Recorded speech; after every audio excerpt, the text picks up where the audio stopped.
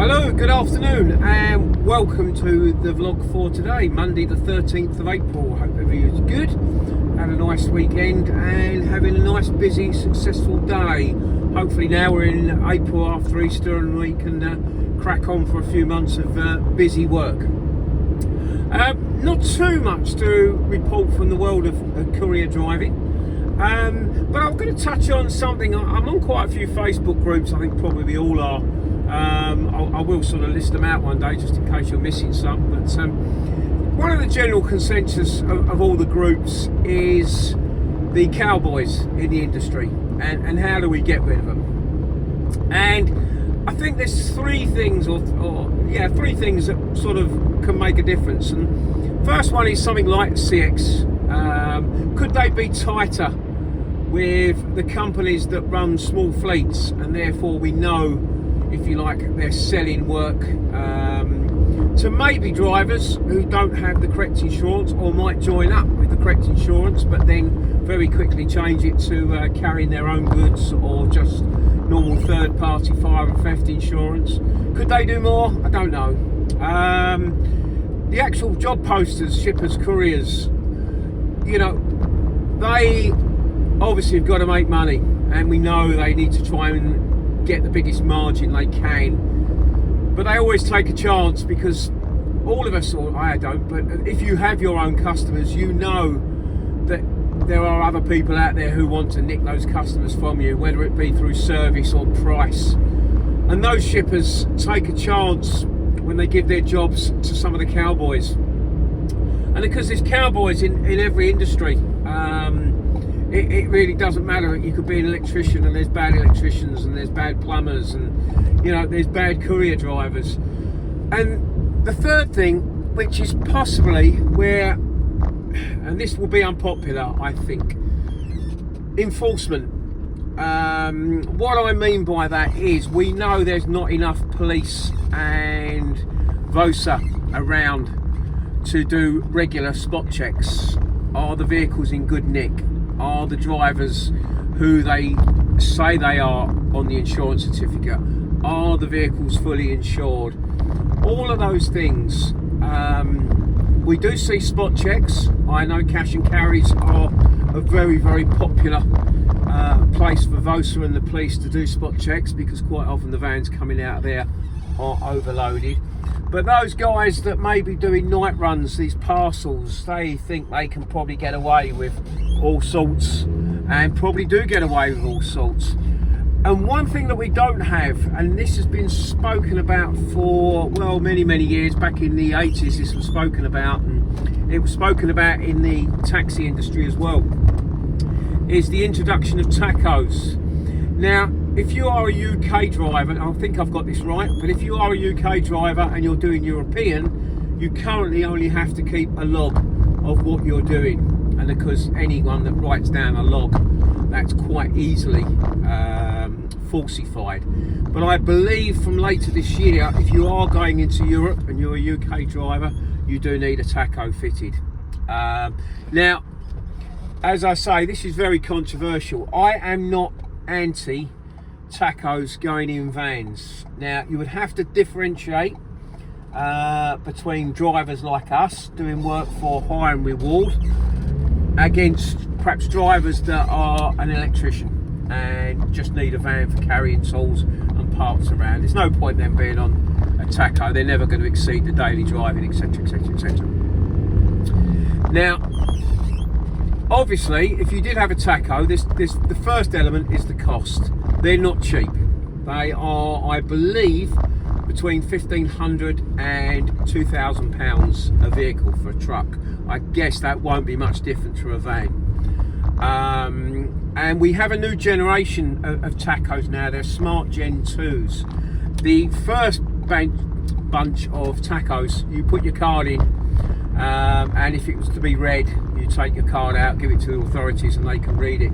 The new gen ones now are all done on Wi-Fi. That helps drivers in Europe because you have to change your country every time you go over a border. That's now done automatically.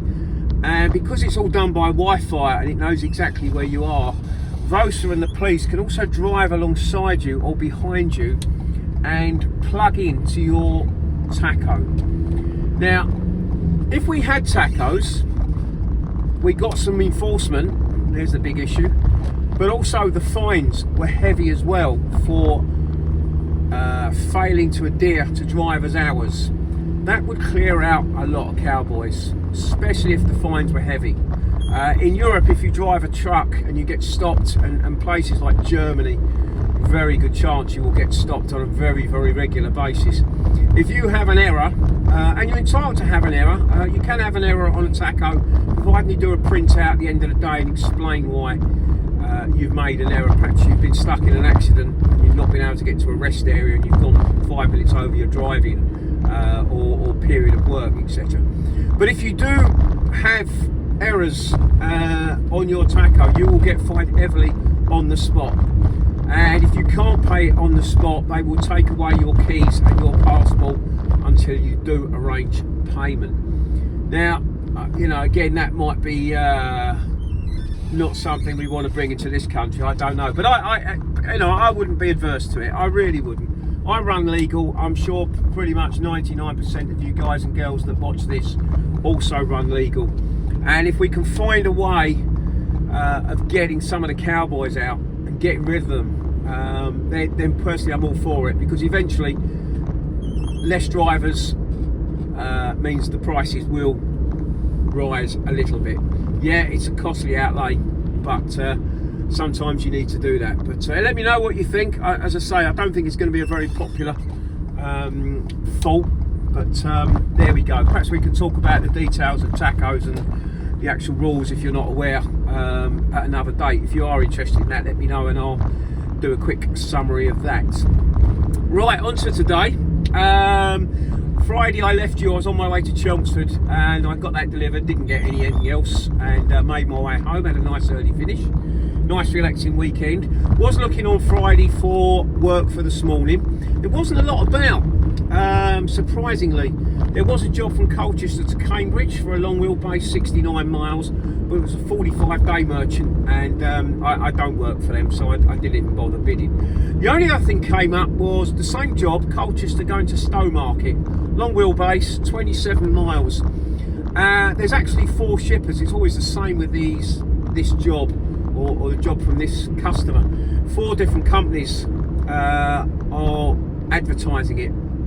I normally only work with one, and all 3 I will put the same price on, which in this case was £70. The 4th company is a 45-day merchant, so I won't even entertain them. But I didn't get that job either. I did finally win a job about 5 o'clock. When I spoke about my strategy, which I did on Friday, I think, I didn't really mention London, and I will still go to London, but it's got to be priced right now. I'm going to do the centre of London now. I think probably going to be looking at 150, maybe 160. Take it or leave it because of the time it takes. But this job that came up was from Ipswich, on the A14 side, nice and easy, just off the A14. Going to Park Royal, London Northwest 10. Small van job, 77 miles, and I put a price of £120 on it, and I got that. So I think that's a decent price and a decent start for the day. It was booked for 8:30. When the details came through, it told me it was 20 boxes, 500 kilos, 25 kilos a box. So I think, oh god, here we go. But it was from a large transport warehouse distribution company, so I was quite confident it was going to be on a pallet.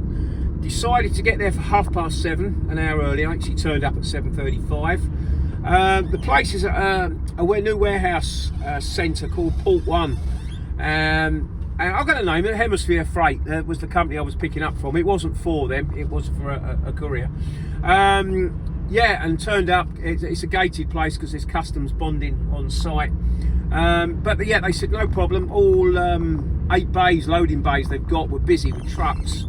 So they said go and park by the shutters, and we're busy at the moment, but we'll come and get you as quick as we can. And also they said to me, when you park up, you'll see in front there's a toilets and also a driver's welfare unit, they call it, which is a little lounge for drivers to go and sit and relax, which I think is great. I think more places should sort of do that. You know, I think most, well, I only used the toilet anyway. I didn't pop in the welfare lounge, but yeah, well done Hemisphere Freight for doing that. Well done. Yeah, just nothing happened immediately. Just after 8, forklift driver came out, seen a couple of trucks leave, just to double check what I wanted, and 10 minutes later he came back out with a pallet with the boxes shrink wrapped on, stuck that on the side, got it strapped down. No paperwork, so I wrote my own delivery note out, took the pictures, uploaded it all to CX, and I was off at 8:30, which was the book time. Was a little bit disappointed because I did want to try and get away a little bit earlier, but as I drove out the gate there was 5 Arctics all parked up outside waiting to come in. So it does seem they operate on a first come first serve basis, and I know it only takes 10 minutes to load a van instead of loading or unloading an Arctic, but I think I did the right decision. 2 hours 15 minutes to get to Northwest 10. I had a really good run, went back down the A14 to Cop Dock and down the A12, up the M25, down the M11, all clear as a bell. Just when we got on the North Circular, normal pinch points we get at Enfield and Finchley and Southgate, but on site about 20, quarter to 11, 5 minutes off site empty. Made my way round to get a cup of coffee. Now again, I'm getting used to the fact now there doesn't seem to be a lot of work in the area where I'm empty. I've spoken about this, and again it seemed to be the case. Gone very quiet with a sort of 10-15 mile radius of where I'm sitting. Was one job from Northwest 10, 5 minutes away, going to Newark, Lincolnshire, but it's not really what I want to do. It's not really going to be worth it. I think it's about 125 miles or something. Even at 125 quid, if I've got £1 a mile for it, I'm still going to be 3 hours from home, so I left that one alone. And there really wasn't a lot coming up, and then I was going to give it till midday, and just before midday there was a couple of things came up. It was a job from Northwest 10. It was 1 minute from where I'm sitting, and I actually think it was probably at the DPD depot that I was looking at. Going to Maidstone, short wheelbase, 61 miles. The shipper actually put a fixed price of £70 on it. So I bid the £70 and said I'm 5 minutes and empty in Northwest 10, but didn't get it. Strange as well, because they were asking for specifically it had to be an owner driver with a plain van, which is what I had. But anyway, not to worry, didn't get it. Another job from Hemel Hempstead. That was going to Chelmsford. Small wheelbase, I think about 50 miles, and put a price of £50 on that, but I was probably half an hour away. That was probably too far Hemel, there's normally vans around. So just as I started to leave at 12 o'clock, another job come up. This was for HBC Logistics, so I switched it over to their app, and this is the job I'm doing. It was from Hitchin, going to Clacton-on-Sea, small wheelbase. Mileage is about, I think 75 miles, I think it is. I was 45 minutes from the pickup, but I put that in the notes and they gave me a ring straight away, and they were fine with that. I was just literally getting on the M1, so they said no, go ahead and do it, you're going to be there before 1:30, which is the sort of shut-off time, and I did. I got there for about 5, I think it was 5 to 1 I got there. So small wheelbase, yeah, I can't remember what the mileage, I think it's about 70 miles, something like that. I put £60 on it. Would prefer a little bit more, but it's going to take me 10 minutes from home, and I know where I'm going. I've been to this place before, so it all seemed fairly straightforward and really what I should be doing. So I've got that job, I've picked that up. It's just coming to, it's about 10 to 2, just stuck behind some traffic, making my way across to the A10, then I'll make my way across the A120, past Stansted, Colchester, and then my way to Clacton. Should be there for about 3:15. I've only got 6 large boxes on, get that off. I'll be home by 3:45, certainly 4 o'clock. That'll do me fine. I'm going to go have a little walk, stretch the legs, come back, have a cup of tea, something to eat, and I've got darts tonight, so that'll make a nice early finish. Yeah, that's about it. I hope you've had a good day yourself. I'm happy with that today. I spoke on Friday, looking at £360 jobs a day and try and keep the mileage down. I'm probably going to do about 250 miles in total, with all the empty running and bits and pieces. But £180, 120 and 60, 180. I'm happy with that for a Monday. It's not always the busiest on a Monday. If I can get 5 days at that, that will take me 900 for the week, which I'd be more than happy. But let's see what tomorrow brings. I've got that big job on Friday I mentioned over to Hereford, so always a chance if I can get something back there I can really make my money up. But we'll see later on what we can get for tomorrow, and we'll talk then. All the best now. Cheers, Paul.